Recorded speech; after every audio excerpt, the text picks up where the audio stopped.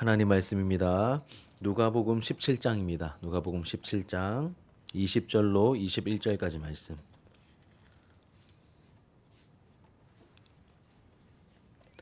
신약성경 124페이지 누가복음 17장 20절과 21절 우리 함께 읽도록 하겠습니다.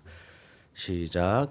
바리새인들이 하나님의 나라가 어느 때에 임하나이까 묻거늘 예수께서 대답하여 이르시되 하나님의 나라는 볼 수 있게 임하는 것이 아니요 또 여기 있다 저기 있다고도 못하리니 하나님의 나라는 너희 안에 있느니라. 아멘.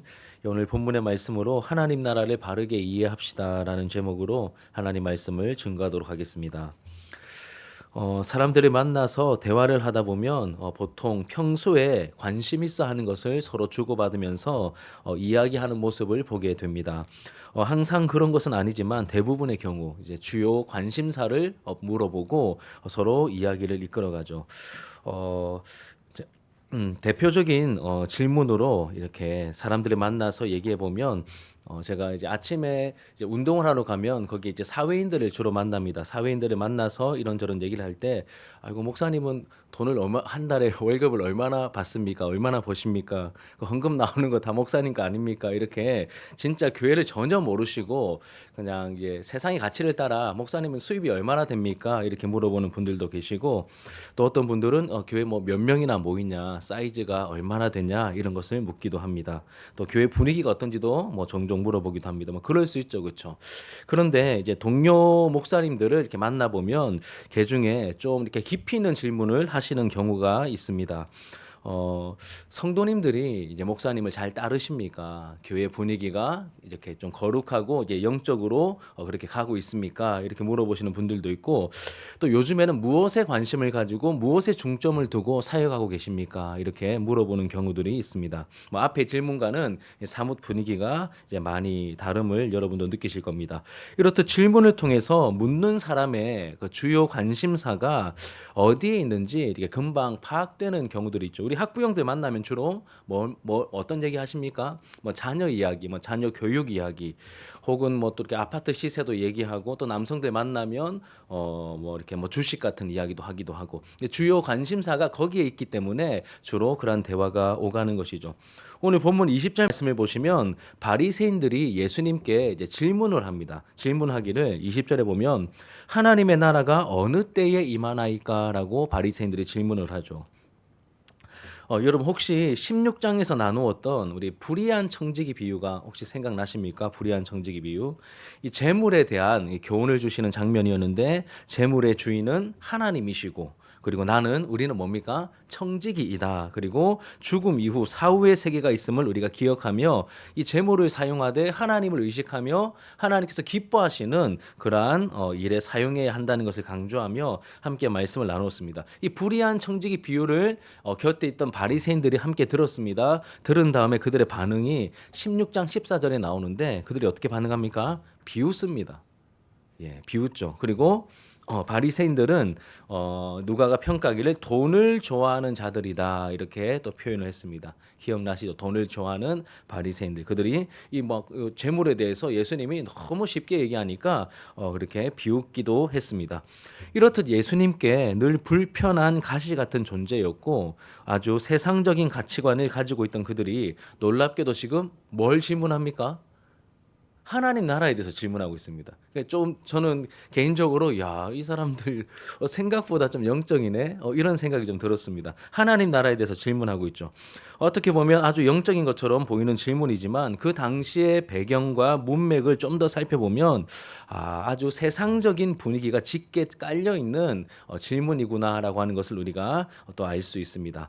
하나님 나라에 대한 질문임에도 불구하고 제가 세상적이라고 말한 이유가 있습니다. 첫 번째는 이들이 다른 걸 물어보는 게 아니라 때를 물어봅니다. 때를 물어보죠. 하나님의 나라에 대해서 질문할 게 굉장히 많습니다. 그렇죠? 많아 보입니다. 그런데 그 중에 하나님 나라가 임할 때를 물어보죠. 때를 물어보고 때에 집착하는 행동에는 보통 꿍꿍이가 있는 경우가 많죠. 꿍꿍이가 있는 경우가 많습니다. 대표적인 경우가 우리 자녀들, 특히 뭐 청소년 자녀들, 아니면 초등학교 고학년 자녀들이 부모님이 출타해서 안 계십니다. 그럼 엄마한테 전화하죠. 그럼 뭐 물어봅니까? 엄마 뭐라고요? 엄마 일찍 와 아니죠, 그렇죠? 엄마 언제 와? 왜 물어봅니까? 엄마 보고 싶어서 막 예, 그런 아이들은 거의 없죠, 그렇죠? 완전 없다고 말하긴 그러니까 거의 없습니다. 왜 물어볼까요? 엄마 언제 와요? 왜 물어봅니까? 왜 물어볼까요? 엄마가 보고 싶고 막 이렇게 그래서 이제 전화하는 게 아니죠. 이제 주로 게임하고 있는데 엄마 오시면 그 타이밍 돼가지고 이렇게 멈추고 이제 안 한 척 해야 되기 때문에 잔머리를 굴리는 사람들이 이렇게 때에 관심이 많습니다. 예수님의 제자들도 승천하시는 예수님 앞에서 때를 물어보다가 마지막까지 혼나죠. 사도행전 1장 6절부터 8절까지 나오는 그 말씀의 내용을 보면 제가 요약해 놨는데 한번 같이 한번 읽어 보시죠. 시작. 이스라엘을 회복하심이 이때니까 때와 시기는 아버지께서 자기의 권한에 두셨으니 너희가 알 바 아니요. 예. 이스라엘이 회복됨이 하나님 나라가 완성되고 임함이 이때입니까? 때에 대해서 시기에 대해서 물어봅니다. 그러자 예수님께서 뭐라고 하십니까? 때와 시기는 아버지께 달린 것이다. 자기의 권한에 두셨다. 그리고 뭐 마지막에 뭐라고 끝나죠? 너희가 알 바 아니요. 꾸짖음이죠. 그러니까 막판까지 이렇게 예수님께 좀 꾸중을 듣고 있는 이 제자들. 이런 본문에서 바리새인들은 하나님 나라에 대해 뭘 물어봤습니까? 때에 대해서 질문합니다. 사실 예수님의 제자들과 바리새인들뿐만 아니라 우리도 예수님이 언제 오실지에 대해서 관심이 많죠. 그렇다면 한번 제가 질문을 드려볼게요. 여러분이 그 때를 궁금해하는 이유는 무엇 때문이십니까? 때에 대한 궁금증 있잖아요. 예수님 다시 오시면 하나님 나라가 완성될 텐데 우리는 왜 이 때에 대한 관심이 많은 걸까요? 막 계속 최선을 다해 섬기려 하기보다는 이제 조금 적당히 요령도 피우다가 막 이런저런 모양으로 요령도 피우다가 그때 가서 잘한 척하면 뭐 저만 그런 것처럼 여러분 아닌 척 이렇게 이렇게 표정들이 그러신데 그러지 마십시오. 예, 제가 예를 한번 들어드릴게요. 어느 목사님 최근에 설교를 통하여 들은 이야기인데 굉장히 인상 깊었습니다. 어느 가정에 두 아들이 있었다고 합니다. 저희 집 아닙니다. 예, 두 아들이 있었다고 합니다. 큰 아들은 7살이고 작은 아들은 5살쯤 되었습니다. 성탄 시즌이 다가오니까 이제 이 두 아들이 이제 뭘 요구할까요? 선물이 필요하겠죠. 그래서 엄마 아빠한테 선물을 요구했습니다. 그래서 이 부모님들은 너희가 이 12월 한 달 얼마 안 남았는데 12월 한 달 동안에 성탄절 전까지 부모님 말씀 잘 들으면 너희들이 원하는 선물을 사주겠다라고 약속합니다. 그러자 이 아이들이 이제 성탄 선물을 기대하며 어떻게 행동했을까요? 행동이 이제 바뀌겠죠. 바뀝니다. 5살 먹은 이 작은 아들이 엄마가 막 이렇게 뭘 시키면 보통 때는 막 들은 척도 안 하다가 막 짜증도 안 내고 밥도 잘 먹고 심부름도 굉장히 잘하는 거예요. 그렇게 며칠이 지났습니다. 그러자 7살 먹은 형이 동생에게 가만히 동생을 지켜보다가 한마디 합니다. 야, 벌써부터 그렇게 안 해도 돼.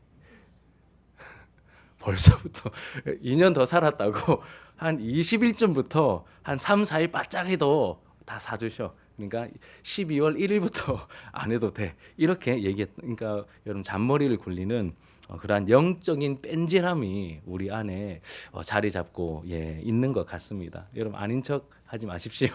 예, 우리가 좀 인정할 부분은 인정하고 넘어가서 여러분 하나님 나라에 대한 질문임에도 불구하고 이 바리새인의 질문이 세상적이라고 제가 말씀드린 두 번째 이유는 그 예수님의 답변 속에 깔려 있는 내용 때문입니다. 예수님이 대답을 해주시는데 그 답변 속에 깔려 있는 내용 때문입니다.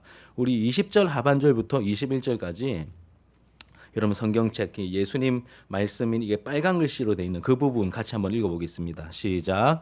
하나님의 나라는 볼 수 있게 임하는 것이 아니요 또 여기 있다 저기 있다고도 못하리니 하나님의 나라는 너희 안에 있느니라. 오타가 좀 났는데 하나님의 나라는 볼 수 있게 임하는 것이 아니요 또 여기 있다 저기 있다고도 못하리니 하나님 나라는 너희 안에 있느니라. 여기서 예수님께서는 하나님의 나라의 본질에 대해서 얘기하십니다. 하나님 나라의 본질에 대해서. 그러면서 잘못된 그들의 관점을 하나님 나라에 대한 그들의 잘못된 어떤 시선, 관점을 지적하시는데 간략하게 설명하면 이런 것입니다. 제가 설교 중에 우리 교회 성도님들께는 여러 번 말씀드린 내용입니다. 이 당시 유대인들이 가지고 있던 그 메시아관, 이 그리스도관, 하나님 나라는 이런 것이었죠. 대부분의 유대인들은 다윗의 혈통에서 메시아가 오실 것을 알고 있었습니다. 구약을 알았기 때문에 다윗의 혈통에서 메시아가 오실 건데 다윗처럼 이 절대적인 힘을 가진 절대 주권과 군사력을 가진 그런 어미스러운 그 위험이 있는 강력한 왕으로 오실 메시아를 이 당시 이스라엘 백성들은 기다리고 있었습니다. 왜 그러냐면 이 당시는 더욱더 그랬던 것이 이스라엘은 로마의 식민지 상태에 놓여 있었기 때문이죠. 그래서 이 유대 백성들은 강력한 왕권을 가진 메시아가 와서 이 로마 정권을 타도하고 그들이 엄청나게 강력하잖아요. 그러니까 이들을 다 쓸어낼 뿐만 아니라 그 주변에 막 이렇게 깝죽깝죽거리는 여러 막 소수 민족들 다 정복해버리고 다윗과 솔로몬 시대처럼 그 지역을 평정하면서 그렇게 하나님께서 약속하신 그러한 하나님 나라가 메시아가 오면 도래할 거다 이렇게 생각하고 있었던 것이죠. 그런데 이런 식의 메시아관과 하나님 나라 사상은 성경적이지 않죠. 하나님이 말씀하신 본래 의도가 아닙니다. 하나님의 말씀을 좀 자의적으로 그 상황에 맞게 해석한 좀 인간적인 접근입니다. 하지만 놀랍게도 그 시대 대부분의 사람들이 이렇게 좀 세속화된 하나님 나라를 기대하고 있었는데 더 놀라운 것은 바리새인만 그랬던 게 아니라 그 당시 영적인 수준이 제일 높았던 세례 요한도 이런 메시아관을 가지고 있었습니다. 그래서 예수님께서 자꾸 병자들 고치고 또 이렇게 막 세리와 창녀들 상대하시니까 자기는 갇혀 있으니까 감옥에 갇혀 있으니까 자기 제자들 보내면서 이렇게 말했죠. 질문해라. 오실 그이가 정말 당신이냐고 물어봐라. 무슨 말일까요? 세례 요한조차도 그러한 이 시대적인 어떤 흐름 속에서 시대의 아들이었기 때문에 그런 잘못된 어긋난 메시아 사상을 메시아관을 가지고 있었던 것이고 또 예수님을 주구장창 3년 동안 따라다녔던 제자들도 이 마지막 순간까지 어떻게 행동합니까? 십자가를 지시기 직전인데 주님께서 예루살렘에 입성하셔서 왕이 되시거든 우리를 좀 우의정시켜 주십시오. 우리를 좌의정시켜 주십시오. 무슨 말일까요? 이 세속적인 메시아관을 예수님의 최측근 제자들도 여전히 막판까지 가지고 있었다는 것을 우리가 알게 됩니다. 이런 잘못된 하나님 나라의 관점 때문에 결국 이 무지한 무리들은 자기들이 기다렸던 메시아가 아니기 때문에 예수님을 필요 없다고 여기고 욕심에 눈멀어 십자가에 못 박아 죽여버린 겁니다. 처음부터 그런 예수님을 원했다면 우리가 신약에서 보는 그런 예수님을 그들이 기대했다면 야 메시아시다라고 반응했겠죠. 그런데 막 병 고쳐주고 막 오병이어 행하고 이럴 때는 확 환호하다가 예수님께서 결정적으로 정말 하나님 나라의 가치를 얘기하시고 십자가 좁은 길을 말씀하실 때 그 길을 걸어가실 때는 다 등 돌리고 떠나가 버리고 말았습니다. 그래서 예수님께서는 이 바리새인들의 질문에 담긴 이 의도를 정확하게 간파하시고 하나님 나라에 대한 잘못된 오해를 바로잡아 주시면서 본질에 대해서 이 하나님 나라의 본질에 대해서 말씀하시죠. 첫 번째 뭐라고 말씀하십니까? 볼 수 있게 임하는 게 아니다라고 하십니다. 그러니까 가시적인 나라가 아니라는 겁니다. 대한민국, 일본, 미국 이런 식의 나라가 아니다. 이렇게 말씀하시는 것이죠. 두 번째는 여기 있다, 저기 있다고도 못한다. 그러니까 위치적인 개념도 아니다. 가끔씩 여러분 이단들 보면 어느 한 지역을 막 지정하면서 그곳에 주님께서 임하시니 거기에 성 짓고 막 산속 깊은데 막 무슨 궁 막 이렇게 막 지어놓고 우리 허경영 씨 같은 경우도 저기 어딥니까 저기 지수입니까? 그 뒤쪽 가면 이렇게 지어놓고 그런 식으로 막 어떤 특정 위치를 막 절대화시켜 가지고 근데 아니라는 겁니다. 여기 나와 예수님 직접 말씀하셨잖아요. 볼 수 있게 임하는 게 아니다. 여기 있다 저기 있다고도 못한다. 분명히 말씀하셨죠. 그리고 하나님 나라는 뭐라고 하십니까? 오히려 너희 안에 있다라고 하십니다. 그럼에도 불구하고 위치도 모르고 보이지도 않으면 그 나라 있는 거 맞아? 이렇게 질문할 수 있잖아요. 그런데 예수님께서 하나님 나라는 너희 안에 있다.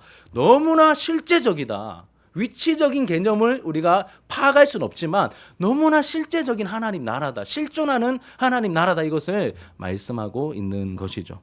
한 번 더 강조하지만 하나님 나라는 공간과 위치의 개념이 아닙니다. 여기저기라고도 말 못합니다. 그럼에도 불구하고 하나님 나라는 이 땅에 실제하고 있고 예수님께서 다시 오실 때 그 나라가 영원한 하나님 나라로 완성이 될 것입니다. 예수님의 초림과 함께 이 땅에 시작된 하나님 나라는 다시 오실 때 완성될 것이고 영원한 하나님 나라가 시작될 것입니다. 이런 맥락에서 이 땅에서 이루어지는 하나님 나라를 이해하기 위해 우리가 반드시 알아야 될 두 가지 단어가 있습니다. 혹시 기억나십니까? 몇 번 말씀드렸는데 두 가지 단어. 첫 번째는 바로 임재입니다. 임재. 그리고 두 번째는 통치 혹은 다스림이라는 단어입니다. 다시 말씀드리면 첫 번째는 임재입니다. 임재. 두 번째는 통치죠. 그러니까 다른 게 아니라 하나님이 임재해 계신 곳이 어디라는 거죠? 하나님 나라라는 겁니다. 우리가 아까 불렀던 찬송가 438장 3절 가사 어떻게 됩니까? 높은 산이 거친 들이 초막이나 궁궐이나 그다음 뭐죠? 내 주 예수 모신 곳이 그 어디나 하늘나라. 예수님께서 혹은 하나님께서 임재해 계신 곳이 하나님 나라입니다. 그럼 천국은 어떤 곳일까요? 어렸을 때 막 상상해 보셨죠? 가끔씩 이렇게 상상해 보시지 않습니까? 안 가봐서 잘 모르겠지만 단순히 죽음이 없는 곳, 아픔이 없는 곳, 고생이 없는 곳, 이런 것도 물론 이렇게 성경에 나와 있는 기록이지만 더 중요한 것은 무엇일까요? 우리 주님께서 계신 곳입니다. 하나님 나라는 우리 주님께서 하나님께서 계신 곳이죠. 내 사랑하고 사모하는 하나님께서 계신 곳이 바로 하나님 나라입니다. 하나님 임재로 충만하기 때문에 요한계시록 20장 이후에 그 완성될 하나님 나라에 대한 표현을 보면 성전이 없다고 말합니다. 원래 성전의 개념은 하나님이 계시는 특별한 공간이 그 장소가 성전의 지성소지 않습니까? 그런데 하나님의 임재가 충만하기 때문에 모든 곳이 다 성전이고 지성소인 거예요. 그러니까 성전이 따로 필요 없어서 성전이 없다라고 말하고 해와 달이 없다고 말합니다. 왜 그럴까요? 하나님의 임재로 말미암은 그 영광의 빛이 계속 찬란하게 빛나니까 해와 달도 필요 없는, 그러니까 뭐로 가득하다는 거죠? 하나님의 임재로 가득하고 충만한 곳이 바로 하나님 나라의 굉장히 중요한 특징입니다. 예수님께서는 임재 관점으로 당시 사람들이 가지고 있던 이 왜곡된 하나님 나라에 대해서 그 잘못된 생각에 일침을 가하시죠. 하나님 나라는 여기 있거나 저기 있거나 하는 것이 아니다. 하나님이 너희 안에 계신다면 너희가 바로 하나님 나라다. 이렇게 말씀하십니다. 이 땅에서의 하나님 나라를 생각할 때 우리가 정말로 관심을 가져야 될 영역은 바로 하나님이 임재해 계시는가를 살피는 것입니다. 그리고 두 번째로는 여러분 하나님 나라를 이해하기 위해서 알아야 될 두 번째 단어는 바로 통치이죠. 통치를 다른 말로 하면 다스림입니다. 다스림. 하나님께서 임재해 계실 뿐만 아니라 다스리는 그 영역이 바로 하나님 나라입니다. 하나님 나라. 혹시 내 마음이 하나님 나라라는 확신이 없다면 그것은 무엇의 부재 때문일까요? 하나님의 임재가 없기 때문일까요? 그렇지는 않습니다. 왜냐하면 성령께서 예수 믿을 때 우리의 마음에 오셔서 중생시켜 주실 때 우리 마음에 찾아오신 내주하신 성령님은 떠나지 않는다고 성경은 말하고 있거든요. 영원히 함께 하신다. 예수님의 약속입니다. 그렇기 때문에 내가 그 임재를 느끼지 못할 뿐이지 성령님은 임재에 계십니까? 아니면 떠나 계십니까? 계속 계십니다. 그러니까 자꾸 여러분 성령님을 내가 놓치고 있다 할지라도 성령님은 계속 계시니까 성령님을 자꾸 불편하게 해드리면 안 돼요. 성령께서 근심하시겠죠. 성령님께서는 우리를 결코 떠나지 않으십니다. 그럼에도 불구하고 그럼 임재에 계시면 하나님 나라가 맞습니다. 그런데 원리적으로 맞는데 실제적으로 내 안에 경험이 안 되는 이유는 뭘까요? 뭐가 부재하기 때문에 임재에 계시는 것은 맞는데 그 하나님의 통치를 거부하기 때문이에요. 그 통치를 따르지 않기 때문입니다. 그러니 내 마음이 하나님 나라고 우리 가정도 하나님 나라고 우리 교회도 하나님 나라고 한데 그 통치를 거부하면 그 하나님 나라다움을 우리가 경험할 수 없는 것이죠. 우리의 주인이신 하나님께서 말씀으로 우리의 삶을 다스리고 통치하려 하실 때 여전히 세상적인 가치관을 고집하고 말씀에 불순종하며 성령님을 근심시키고 있다면 이 보이지 않지만 실존하고 계시는 이 하나님 나라를 풍성하게 경험하거나 우리가 누릴 수 없는 것입니다. 그리고 통치를 생각할 때 반드시 짚고 넘어가야 될 것은 또 사명입니다. 사명입니다. 앞서 설명했듯이 하나님의 다스리심이 이루어지는 영역이 하나님 나라라고 하면 하나님의 말씀에 순종하며 하나님의 다스리심을 받는 저와 여러분들을 통해서 우리의 삶뿐만 아니라 내가 속한 공동체, 대표적으로 가정, 학교, 직장, 삶의 터전, 하나님 나라로 이렇게 확장될 수 있는 것이죠. 제가 예전에 이 비슷한 내용 몇 달 전에 설교한 적이 있거든요. 그때 제가 이렇게 말씀드렸습니다. 옛날에 이 제국주의 시대를 우리가 생각해 볼 때, 고대 제국주의 시대를 생각해 볼 때, 자기 나라의 영토를 확인하기 위해서 그 나라 황제의 흉상을 그 지게표 비스무리하게 세웠다고 합니다. 이렇게. 그러면 어디까지, 예를 들면 로마 제국의 이제 통치 영역, 로마 제국이라고 하는 이 나라의 영역은 어디까지일까요? 로마 황제의 그 흉상이 세워져 있는 곳까지가 로마령인 거예요. 로마령. 그러면 여러분, 하나님 나라를 생각할 때 저와 여러분들이 우리의 정체성 중에 중요한 정체성 중에 하나가 무엇입니까? 우리는 무엇으로 지어졌죠? 하나님의 형상대로 우리가 지어졌지 않습니까? 그러니까 사람이 죄를 짓고 난 다음에 자꾸 하나님을 형상화해서 나무 세워놓고 이거 하나님이다, 소 만들어 놓고 하나님이다 말하는데, 그게 아니라 누가 하나님의 형상입니까?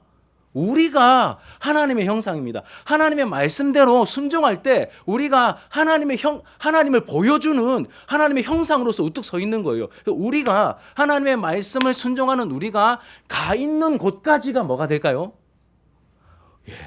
그게 무엇이라고요? 우리의 사명이라는 겁니다.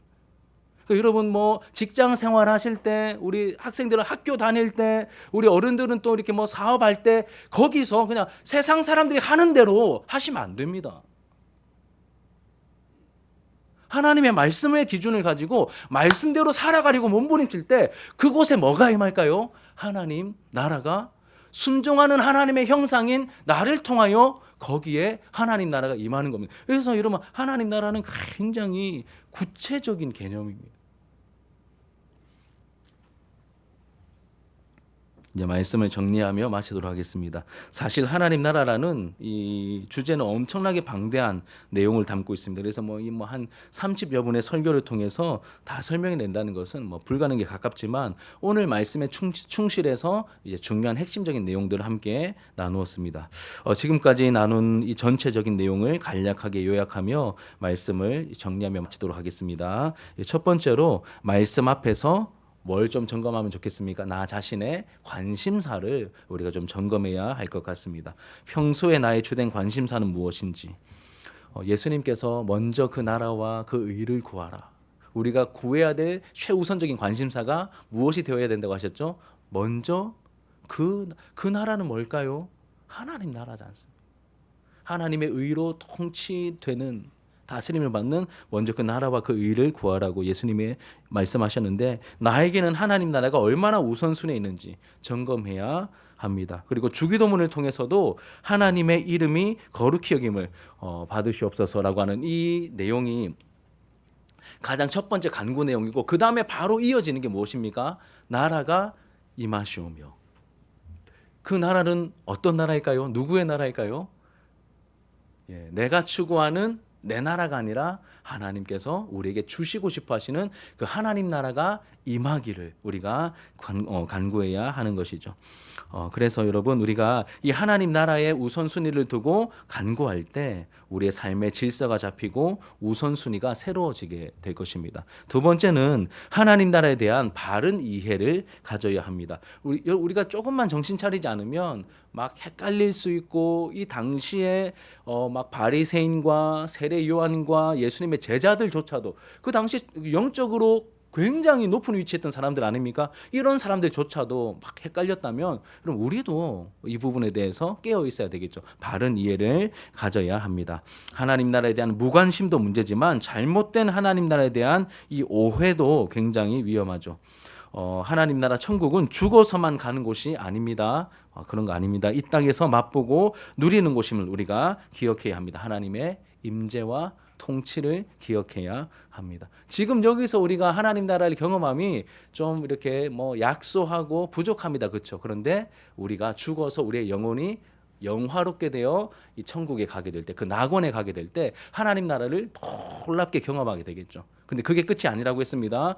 영광스러운 부활이 기다리고 있습니다. 영화롭게 된 우리의 영혼과 하나님께서 우리를 위해 마련해 주신 이 영광스러운 이 신령한 부활의 몸을 우리가 입게 될 때, 완성된 하나님 나라를 우리가 또 맛보게 되고 다스리게 될 것인데, 그때 우리가 누리게 될 생명을 영생이라고 하죠. 그 영생은 이미 시작되었고 우리가 충만한 영생을 또 맛보고 누리게 될 것입니다.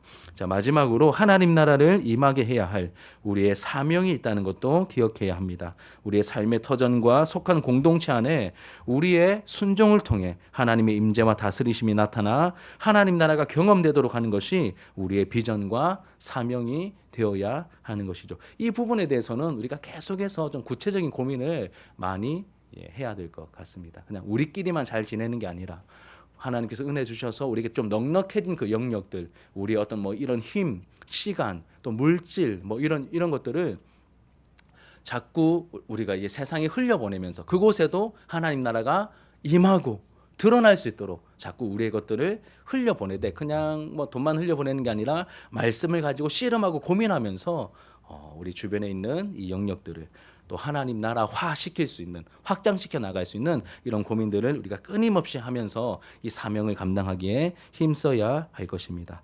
자, 여러분, 바라기는 이 땅을 살아가며 하나님 나라를 맛보고 모르는 이들에게 보여주고 경험하게 하다가 약속대로 예수님께서 다시 오셔서 하나님 나라를 완성하실 때 영원한 나라를 상속받아 주님과 함께 그 나라를 누리고 함께 왕노릇하고 다스리는 그러한 영광스러운 자리에 다 함께 우리가 나아가게 되기를 주님의 이름으로 축복합니다.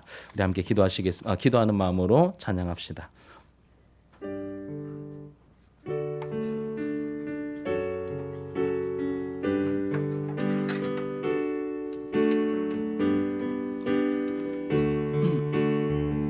먼저 그 나라와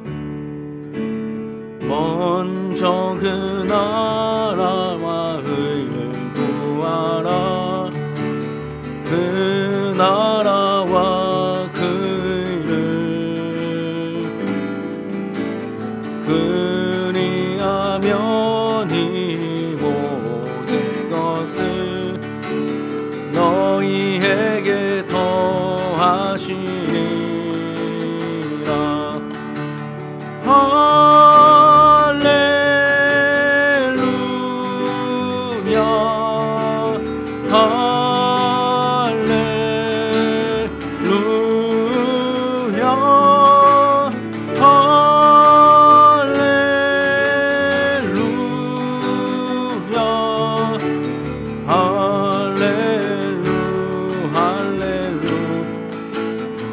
한 번 더요. 먼저 그 나라와 의를 구하라. 그 나라와 그 의를 그리하면 이 모든 것을 너희에게 더하시리. 할렐루야.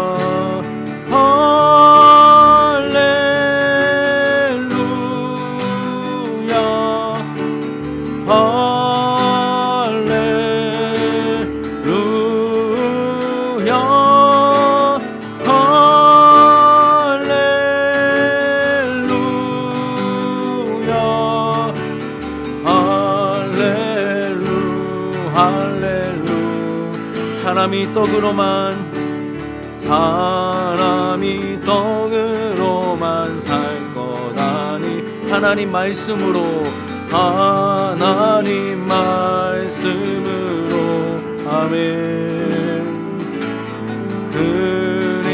그리하면 이 모든 것을 너희에게 더하시리. 할렐루야.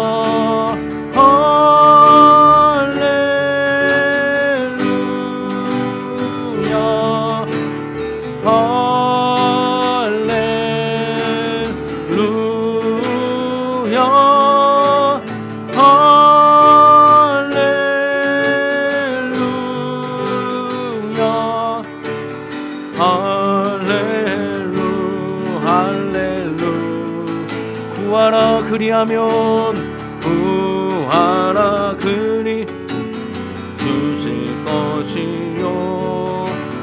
찾으라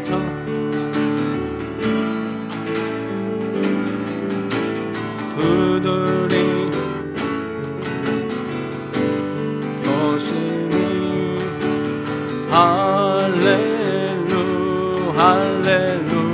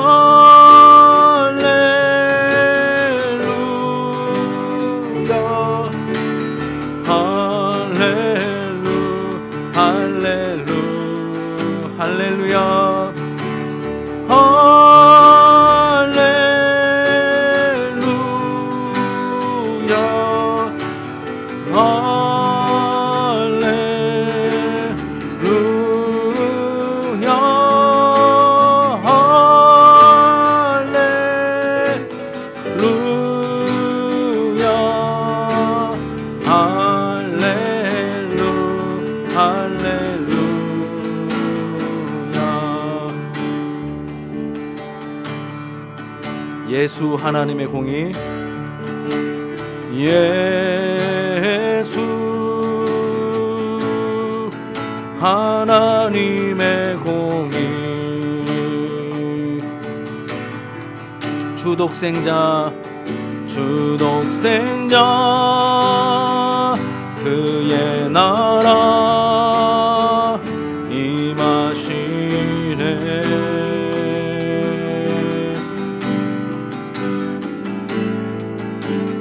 예수 제물이 되신 주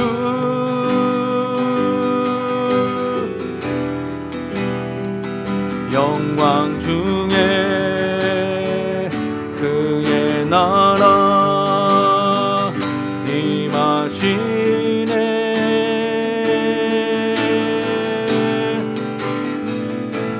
주의 나라 영원하며 그의 영광 무궁하리 왕의 위엄과 능력이 이제 임하였으니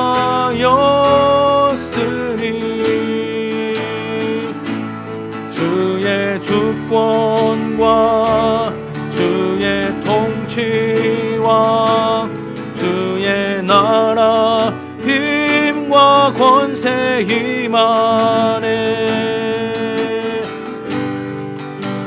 예수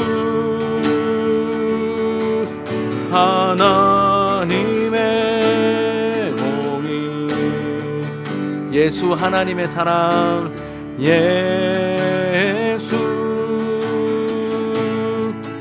하나님의 사랑 주내와 말씀으로 나타났네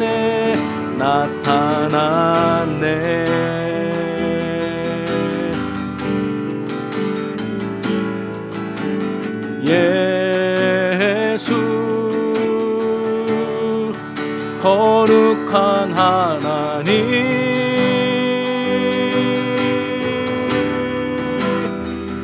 영광 중에 그의 나라 아멘 임하시네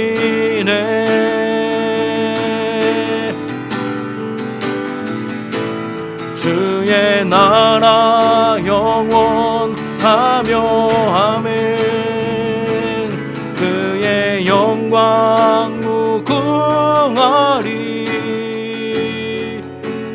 왕의 위엄과 능력이 이제 임하였으니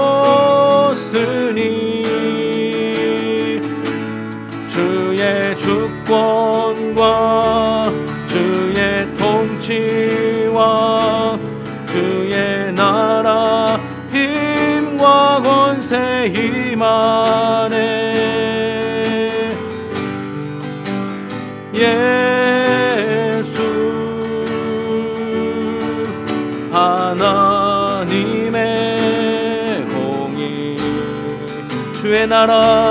주의 나라 영원하며 그의 영광 무궁하리. 왕의 위엄과 능력이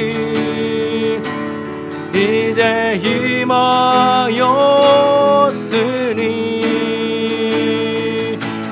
주의 주권과 주의 통치와 주의 나라 힘과 권세 임하네.